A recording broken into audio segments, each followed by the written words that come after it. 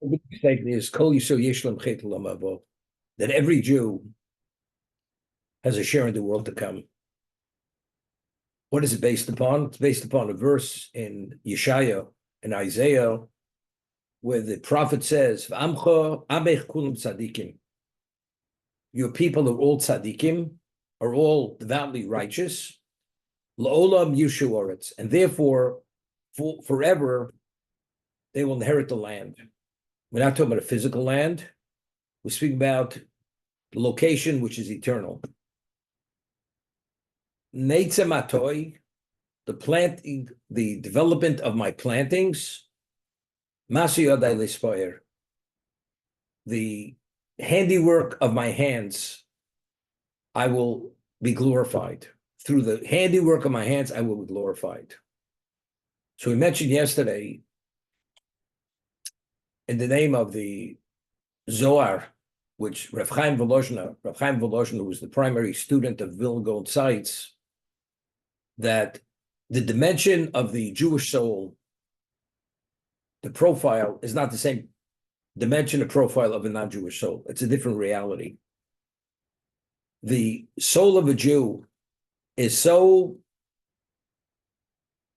we'll use the word mega, is that it's so advanced, spiritually advanced, that the greatest angel cannot fathom the dimension of the Jewish soul, the makeup of the Jewish soul. On Kabbalistic level, he explains, or Chaim Volozhiner, that we speak about the heavenly throne of God. In Hebrew, it's called the Kisei HaKavod, the heavenly throne of God. And when God willed existence, he created souls. The soul of the Jew, the way we see it, which of course it's not fathomable, comes from a location which is closest to God. That's where it emanates from. Anything else that was created, that God willed, even the angels, were God's creation, they were willed from a location which is lower down than where the Jewish soul emanates from. And because it's at a more advanced level than the angel in its source-wise, therefore something of a lesser dimension cannot fathom something of a greater dimension. That's why even the greatest angel cannot fathom the spiritual makeup of the Jewish soul. We speak about Talmud Torah Keneged Kulam, that the study of Torah is the equivalent of all 613 mitzvos combined, meaning every word of Torah, the Vilna Gaon writes, every word of Torah you study, you fulfill the positive commandment. So for instance now, let's say this class is going to go for 40 minutes. As many words as we say during this class for 40 minutes, each word is the equivalent of 613 commandments. The Torah, because everything is based upon the study of the Torah. So it's all encompassing. Now, what is the Torah itself? We just celebrated the Yom Tov of Shavuos, Jewish nationhood. The insert in the Abidah was Chag HaShavuos Zman Matan Torasenu. It's a time of the giving of our Torah. What was the catalyst? How did we become the Goy Kadosh, the holy people? How did we become the Mamlechas Kohanim, the kingly, princely nation? Because we accepted the Torah. Meaning, just as the child of a king is a prince, because we accepted what God offered us, and we embraced it, and we accepted it unequivocally, we attached ourselves. That was the catalyst, attach ourselves to God. That's what the Torah is. The Torah allows us to cleave to God. What is God? God is eternity. God is infinite. When we study Torah, we attach ourselves to an infinite system, to God. The world to come is a relation with God. You can only have a relation with God if you have the Torah itself. Because the Torah itself is the connector through which we connect to the source of all existence, which is God himself, because he willed existence. Nothing exists outside of God himself. Whatever exists only because he wills it and continues to will it. Therefore, it's L'olam Yishuaretz. Therefore, forever, we are part of eternity. We will inherit that land, meaning that spiritual location, that eternal location. But how we ask the question, how is Amech Kul Tzadikim? How we all tzaddikim? We know there are various gradations of Jews. You have people who are devoutly holy, you have people who are middle of the road, you have people who are evil. But you realize the Talmud tells us that every Jew, even if he chooses to behave, even to become, God forbid, an apostate, he's still a Jew. And the soul, he still has a Jewish soul. When you're born into existence, you're born with a different kind of soul. It's called the Jewish soul. That soul itself, its profile has relevance to God, has a capacity to attach itself. So a Jew naturally is part of part of the clan, part of the family. You could actually, God forbid, you could become disenfranchised. You could sever your relationship. God forbid, a person becomes an apostate. A person becomes a heretic, and he doesn't do tshuva, and he doesn't repent before he dies, he cut himself loose. But if a person accepts the fundamentals of Judaism, even though he doesn't behave appropriately, he's still connected. When he passes away, he needs a purging, which is what we call Gehenna. But after everything's said and done, after he's purged of the impurity which he brought about through his choices, which he shouldn't have made, the soul remains intact, and that soul itself has relevance to God. Therefore, it's part of eternity. That's Kol Yisrael Yesh Lo B'Chei L'Mo. Every Jew has a share in the world to come. Every Jew naturally is part of eternity. I always give the example. A father has a child. The father's a king, and he has a son, a prince. Regardless of to what degree he misbehaves, he's still the son of the king. He's still a prince. He still has royal blood in his veins. But a prince could be so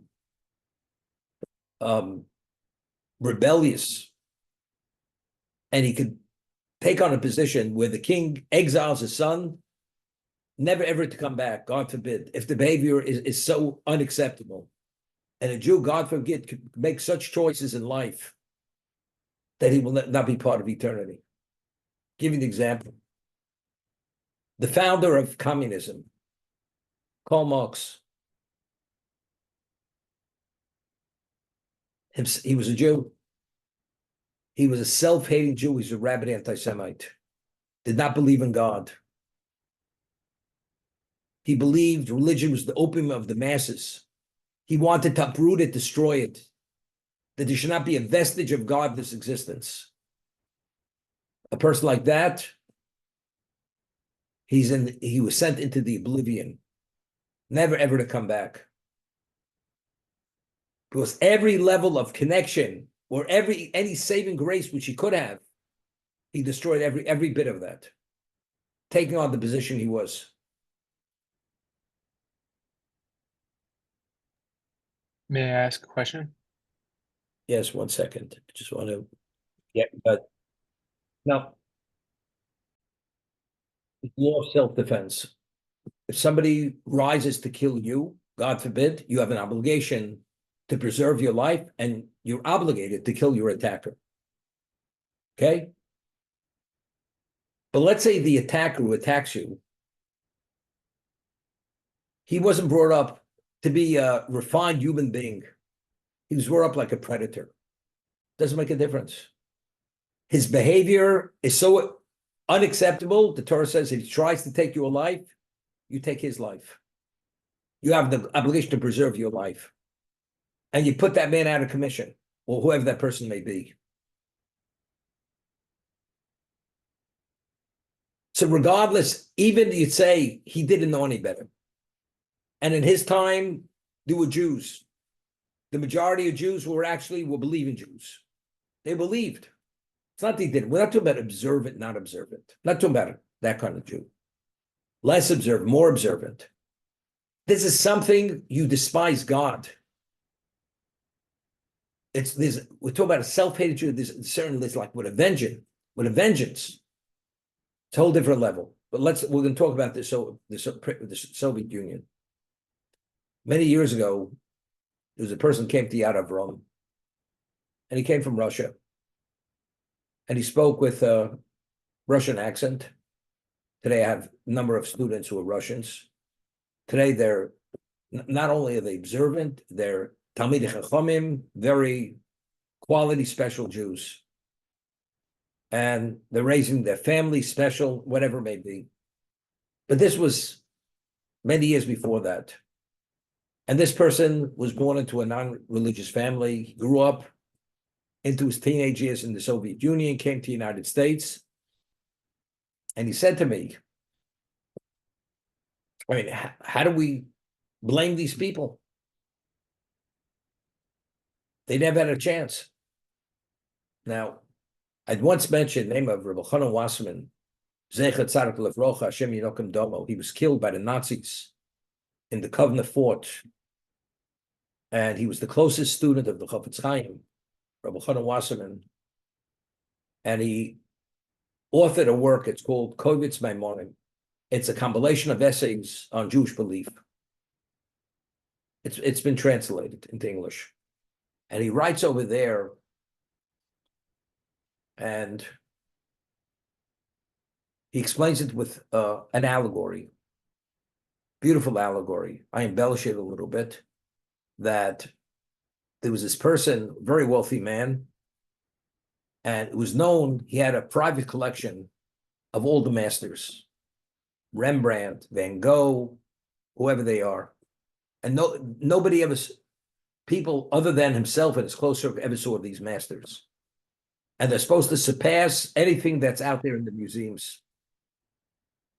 And he invited the curator to one of the leading museums in the world to see his personal collection, which nobody has ever seen. It was never presented to the public. Okay? So he invites him to his home. It was like palatial. They have this very elaborate dinner. And he says, after we're finished, we're going to walk down this canyon of heroes, all the masters. And on each painting, there's a plaque identifying the master who painted that painting. And this man has been around the block.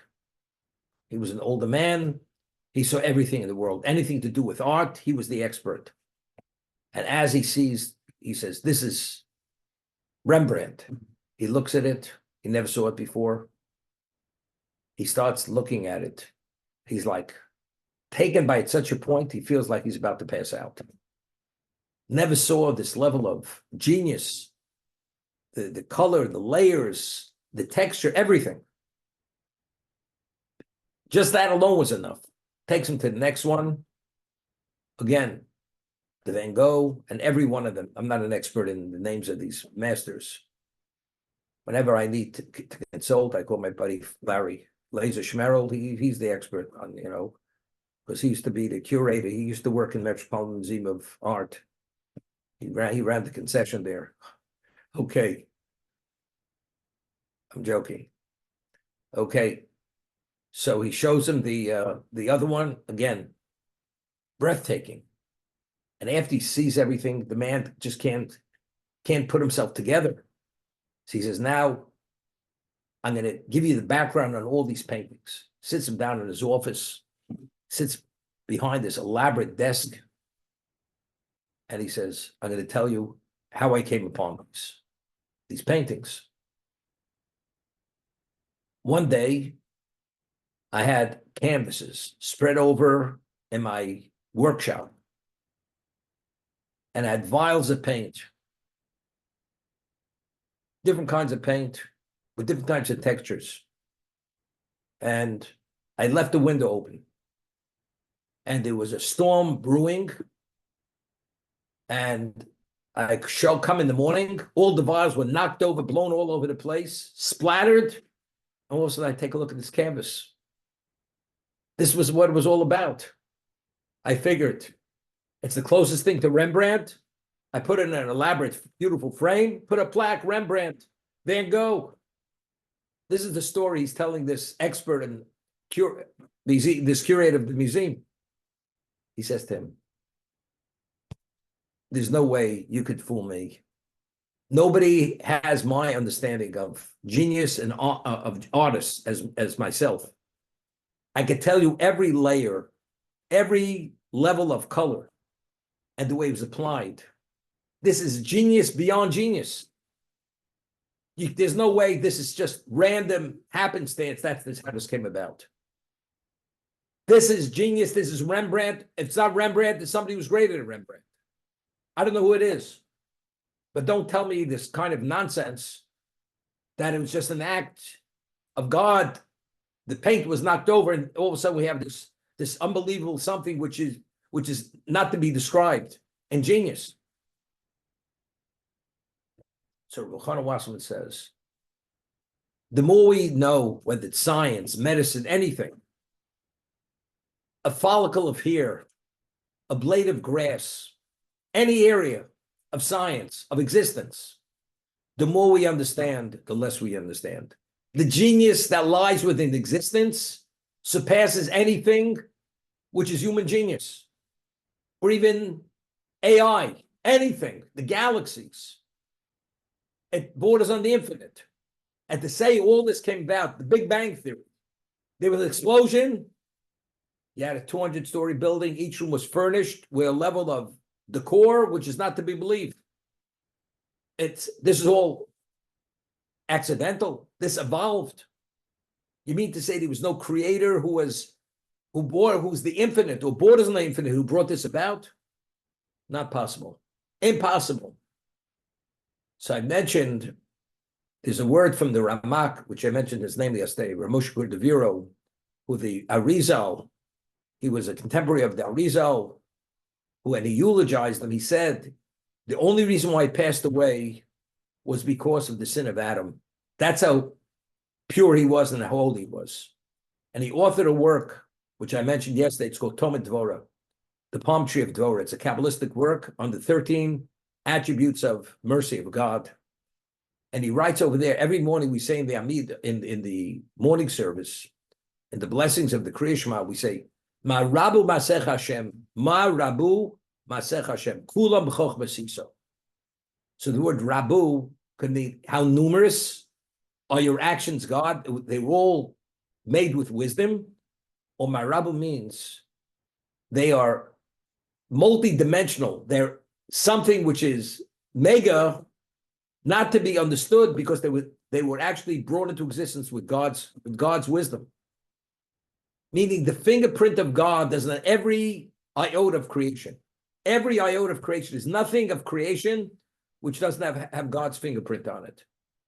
And if you look at it and you analyze it, it's impossible to deny God. That's what we say every morning. How wondrous are your actions. They're all brought about through your wisdom, through your divine, infinite wisdom. So I said to this person, story of Rabbi Chana Wasserman, he was the closest student I told you of the Chofetz Chaim. And there's a story. He had a yeshiva. There was a town in Lithuania. It's called Branovich. Branovich, small town. And he had about 350 students. It was like a preparatory school. The boys would come at 17. They'd stay there till 21. And then they would graduate to go to the greater yeshivas. There was Slabotka in Kovno. There was Mir in Poland. There was Telz also in Lithuania. Various yeshivas they would go. So in those days, this is the time of the Bundists. The Bundes, they were Jews, and they were opposed to religion, to Judaism. And it was known, there's a building on Lower East Side.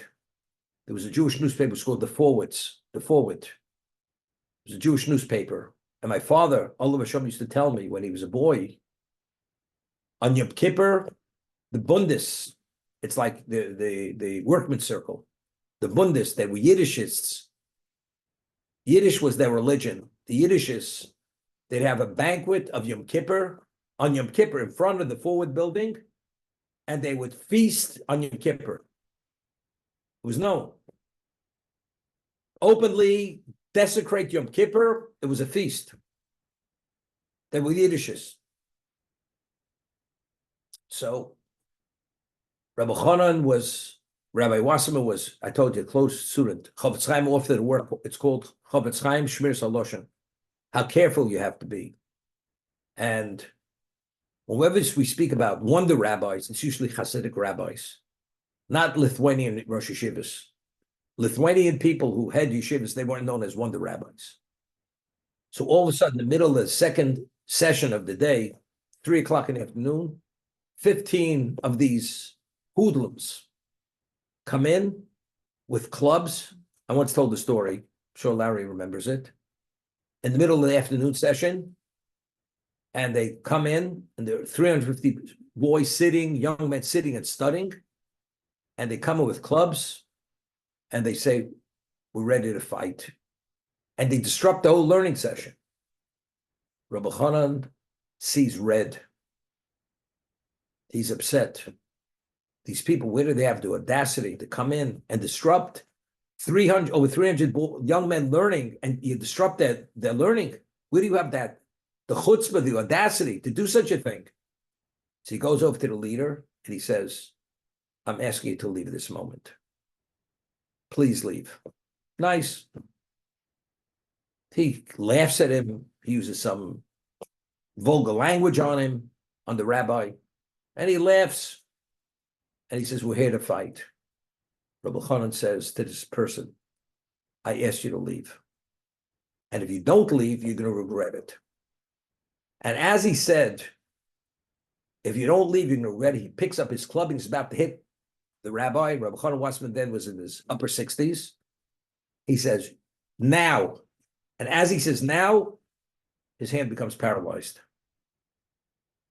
This hoodlum becomes paralyzed. His group sees this. They're terrified. They all run out. He's there. He's paralyzed. And this is before 350 students. They never saw it. The rabbi, he's a miracle worker. Just by saying now, you're going to regret it, he becomes paralyzed. So they carried him out. So afterwards, the students went over to their Rebbe, to the head of the yeshiva, Rabbi Wasserman. Zeichat Tzaddik Levroch says, we never knew you had the power to perform miracles. He says, you don't understand. I'm a student of Chofetz Chaim. My speech is pure. We were endowed with speech to study Torah. The speech itself, the power of speech emanates from the Jewish soul, or from the soul, whether you're Jew or not a Jew. So therefore, it's a spiritual faculty. If you have a knife, it can be made of the best metal, and it's sharp, initially sharp, you sharpen it. But if you use it over years, and you don't clean it, and you don't oil it, and you don't polish it, what happens? It gets dull, and it starts corroding.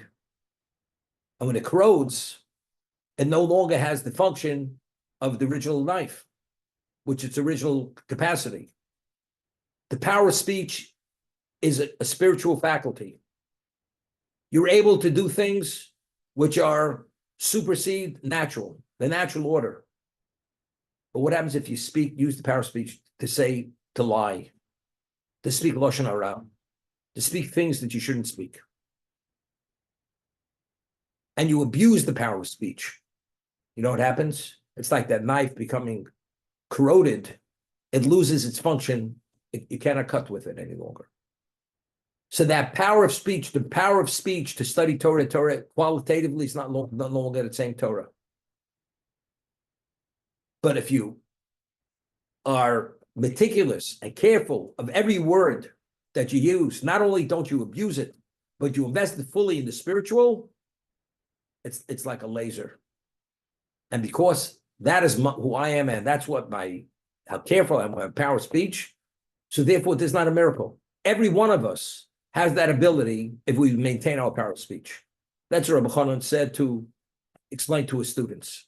That's the understanding. Now, so I said to this person, in Soviet Russia, before Glasnost, the regular population, you worked in the factory, whatever you earned wasn't enough to get by. So if you worked in the factory, you would steal some of the product that they would manufacture. You'd steal the copper plumbing in the building, and everybody was doing things which were illegal, because that was survival. You couldn't survive any other way.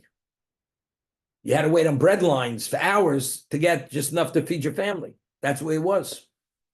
So people had to resort to illegal means of behavior just for the sake of surviving. What happens? The way God created a person, the natural faculty is able to discern between good and evil, to see things for what they are. What happens if you go and you take those faculties and you misappropriate them to do things which are considered contrary to spirituality, like stealing and lying and swearing falsely? All these things. As a result of that, what are you doing? Well, I didn't have the background, but you realize it's no different than this curator seeing the master. There's no way to deny God. So the people, when they resorted, they made decisions. Everybody in life is given a chance. Everybody's given a chance. Very often we gloss over that chance for whatever reason, but you had a chance. I'll tell you a story. Many years ago, there was this person, I'm not going to mention names. He was one of the most successful people in Wall Street. He was a partner with Ronald Perelman. He was originally an Israeli. And this person wanted me to meet him. And I agreed to meet him. And this person lives in New Jersey, in a community, not far from the city. And he has a chauffeured Mercedes-Benz, the largest edition they make. And he prides himself. He wears a watch that cost him $15. The guy's worth billions of dollars. He has no children. He's married to an American woman, a Jewish woman, not observant at all. He's an Israeli. And he told me when he came over from Israel, he came over to the United States. He had maybe $50 in his pocket. And he's a self-made man, became a multi-billionaire. And I spoke to him, and he's a smart guy, very smart. And he said the reason why he has no children, because he had a sister who passed away, and he saw the way his parents suffered when they lost their daughter. He doesn't want to ever be put in the position where, God forbid, he should lose a child. Therefore, he chose not to have children. That's what he's telling me. This is the story. So I spoke to him about, things are not random. Things repeat themselves, and there's a pattern in life. And if you keep a diary of events, you see there's a certain pattern. And you can see God in your life. Nothing's happenstance. I speak to him, interesting conversation for about an hour, maybe a little more. So I said to him like this, just give away a little bit who he is. His first name was Ike. Ike, he was called. So I said, I want to explain to you something. You could have the best quality seed, and you can have the best quality soil. But if you don't plow that soil, what's plowing? You break the earth, the seed gets locked in between in the crevices in the ground, and as a result of that, it germinates and eventually something grows. But if you put that seed on the surface, it's irrelevant how quality that seed is and how quality the soil is. The wind blows, it blows it away. That seed will never germinate in that location. I said, our conversation now is your opportunity to maybe see things differently. If you take it and reflect on it, you have tremendous chance to make differences in your life. But if you let it go, it's like the wind coming, blowing away that seed. This is what I told him. I'm not here to pass judgment on anyone. Only God knows if a person had chances in life. But everybody has chances. And that moment could have made the difference. Whether it would have made a difference, didn't make a difference. And people gloss over many of these things. And that's what I told this Russian. And he was about tshuva already. Because certain events happened to him. And despite everything in his background, he became an observant Jew.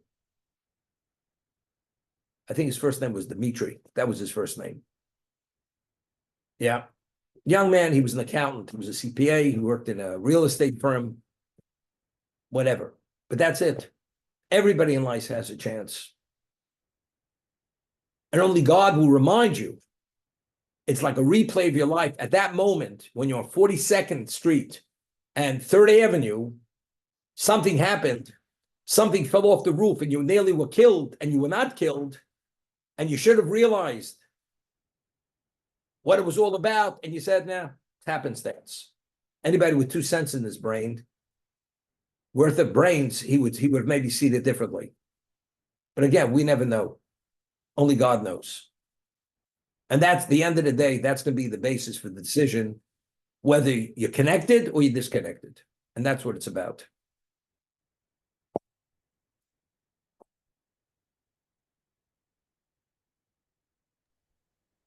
Now, is a veterinarian. The Gemara tells us that a cat, you're able to learn modesty from a cat. Hear this? You don't have to go to a diplomatic school to learn modesty. I'm not sure if they teach modesty when you learn diplomacy. Etiquette, after you eat a meal, if they feel like burping, they're going to suppress the burp. They learn modesty, They teach that in diplomacy school, and with which hand you cut you hold the knife, the fork, okay. But it says you're able to learn modesty from a cat. Why? Because when a cat relieves itself, it goes off to a corner and does it in a very private way. So if you really are very focused and cognizant and looking at a cat's behavior, you're able to learn modesty from the cat. You're able to learn zeal from an ant. And King Solomon, the wise man who ever lived, he says, Leichel and Nemola Otzel. In Hebrew, the word Nemola is an ant. Lazy one, why don't you look at an ant? It has no overseer. It has nobody pushing it. And it's busy, it works. It's the most industrious insect. So if you want to learn zeal, alacrity, look at the ant. And you'll understand what it's all about. So God gives us enough indicators. Like we always speak of red flags. Red flag represents something negative. There's something very positive, but we don't notice it. You have ants, you call the exterminator. You have a problem with your cat, you call up your veterinarian. That's what you do. But the Torah says it differently. All these various, there's a story in the prophets, King David was a fugitive. His father-in-law, King Saul, wanted to kill him because he believed that he was out to usurp his authority and overthrow his kingdom. And he was being hunted. And he went into a cave. And you know what happened? Hashem sent a spider, and a spider spun a web at the entrance of the cave, and they come to the cave, they say, he can't be in here. Because if he would have been there, the web would have been broken. So King David says, now I understand the value of the spider. God created a spider to be able to weave that web so that I should be able to survive. And he recognized it immediately. It was a miracle. So maybe the reason why the spider was created has the ability to weave that web, because King David that's the kingship of the Jewish people. Ultimately, the Mashiach comes from David HaMelech. So the reason why, what is the objective of creation? Ultimately, it's God's glory. That spider allowed the founding father of kingship of the Jewish people. That was David HaMelech. If he would have been killed by his father-in-law, there would be no David. There'd be no Davidic kingdom. See, if you trace it to its source, you see literally miracles, miraculous. And David appreciated all this. And that's what the Sefer Tehillim, the book of Tehillim, is all about. If you study it, he didn't miss a beat, David. He appreciated every nuance, the most negative, and he was extricated from the negative. He sings God's praises to the nth degree. These are all eye-openers.